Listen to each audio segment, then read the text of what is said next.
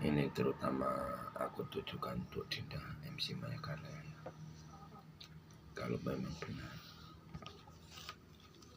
apa yang aku rasakan ini tadi enggak jelas. Yang ditunjukkan sama Pak Rois ini tadi memang benar Dinda. Ini masalahnya antara alam nyata sama alam gaib.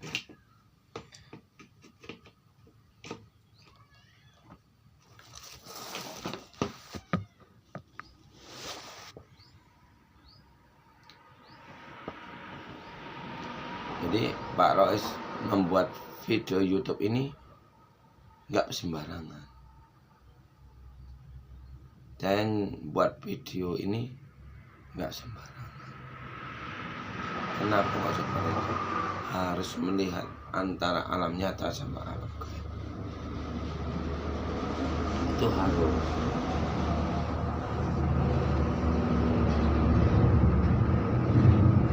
Ini terutama untuk Dinda. Karena yang dilihat kita sama-sama diturunkan ke bumi dari kayangan. Itu untuk seluruh makhluk, Din.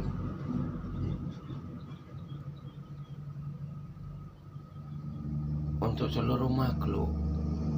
Untuk seluruh dunia. Untuk seluruh roh. Roh yang menghuni raga ini. Setelah umat manusia raga ini tadi hancur, kemana larinya roh ini tadi?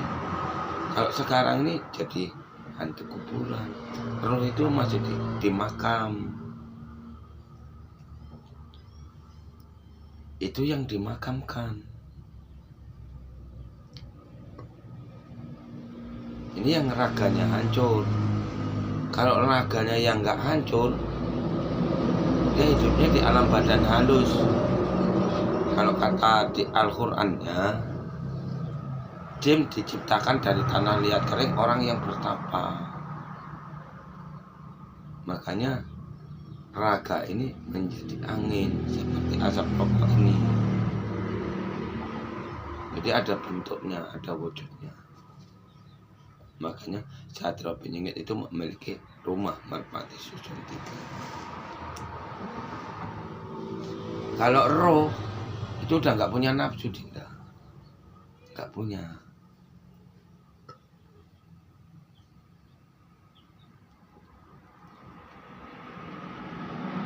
Jadi Satria Penyengit Imam Mahdi ini tadi yang dinamakan Satria Penyengit. Kenapa kok dipingit? Karena Satria Penyengit ini tadi diturunkan ke muka bumi ini, dikasih nama Satria Penyengit ini karena dia membawa kerajaan langit atau alam berikutnya.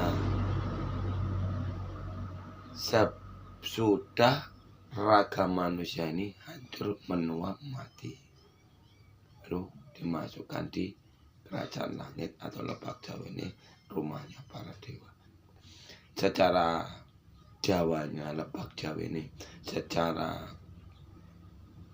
Islamnya ini tadi Gunung Kaf, secara kita agama kita Kristen itu rumahnya para kerajaan Allah, Buddha dan Hindunya ini tadi rumahnya para dewa.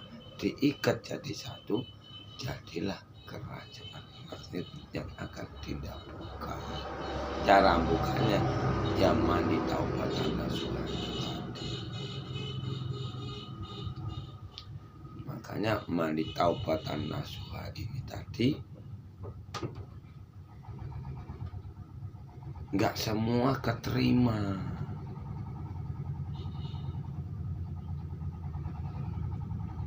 Kenapa kok seperti itu? Supaya manusia yang udah lengket sama iblis ini tadi lenyap dan hancur dari muka bumi ini. Karena dia, apabila kita tolong, dia akan berbuat jahat terus.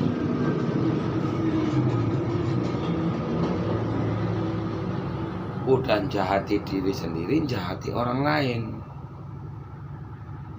orang yang raganya dihuni iblis ini tadi mau dinasihati kayak manapun, diajak ke jalan yang baik nggak mau. Jangan berbuat maksiat, nggak mau. Tetap malah kita disangkal, malah kita dilawan.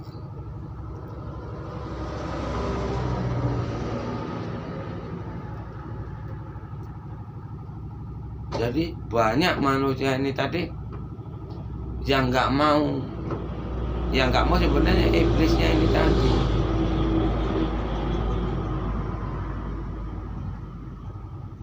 Karena udah lengket dia menguasai raga manusia itu tadi, makanya sukmanya tidur. Sukmanya nggak bisa mengendalikan raganya karena dihuni makhluk lain.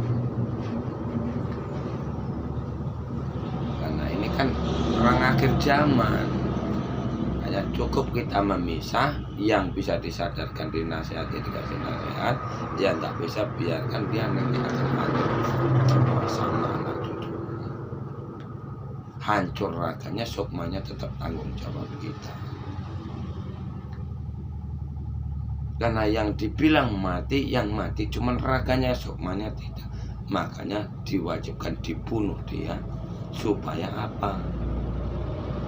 Supaya raganya ini hancur, nggak bisa dikendalikan, nggak bisa dijalankan oleh iblis ini tadi.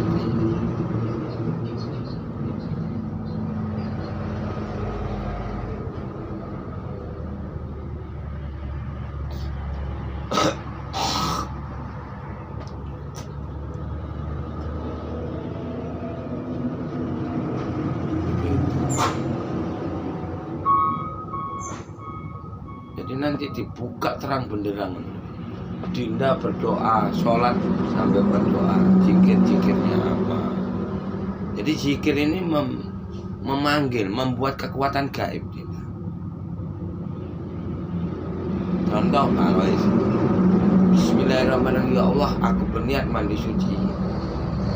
Aku minta sama Engkau ya Allah, hancurlah berkelah albital kaum laki-laki makhluk al-subhan ibn dajjal kamu yang gauli istriku bibir binati siti rahal baik lopang kemolan, lopang patah, lopang mulutnya.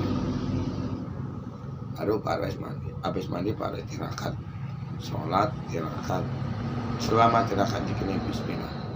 Ini jadinya khodam, jadinya khodam, angin yang dibuat sukma tadi.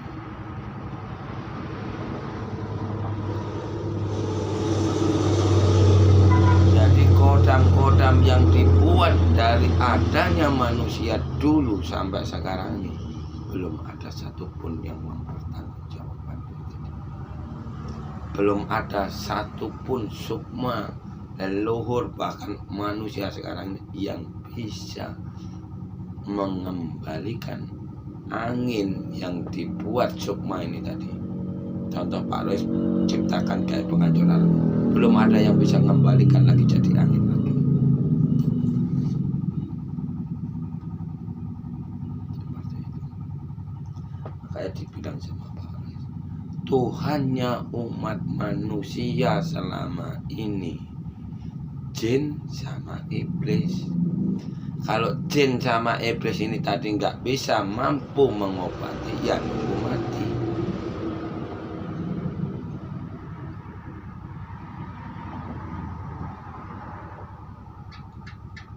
Nunggu hancur raganya, nggak bisa digunakan sukmanya lagi, ya baru dia sembuh.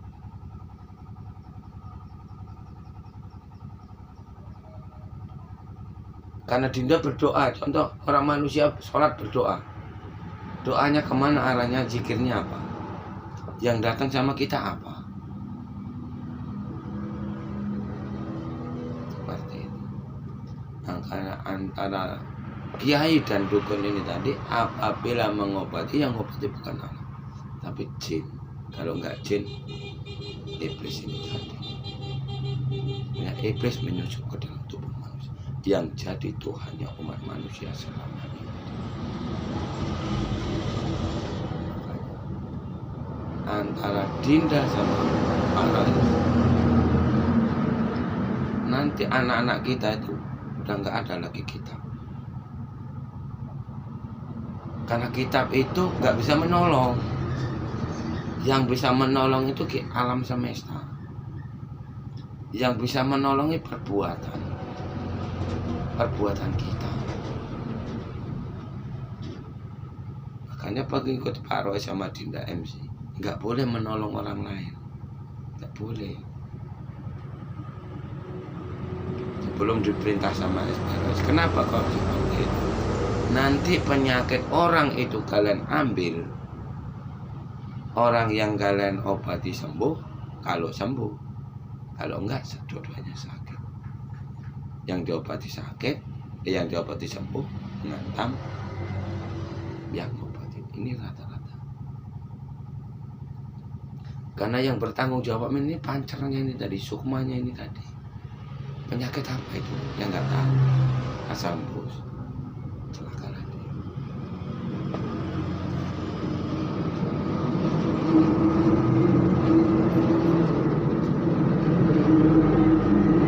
Terus lagi, kalau Dinda itu ngomong kebangkitan spiritual, itu salah.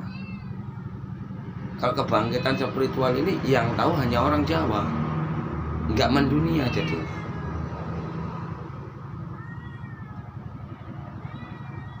Sementara Satrio Piningit Imam Mahdi Jamal ratunya ini tadi dibutuhkan dunia, dibutuhkan seluruh makhluk. Satrio Piningit untuk negara, ya nggak bisa. Karena Satrio Piningit juru selamat, akan menyelamatkan manusia dari kekejian iblis, supaya manusia ini tadi sehat, nggak bisa sakit, nggak bisa disakiti, nggak bisa diserang iblis.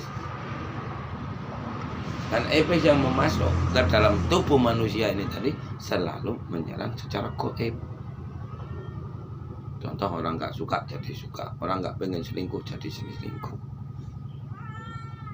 Adanya manusia diperjualbelikan, adanya manusia ini tadi seks bebas, ini tadi ya gara-gara iblis ini tadi. Tapi kalau Satrio Piningit akan membawa senjata Trisula Weda, itu duduknya doa, agama Islam yang berpedoman doa.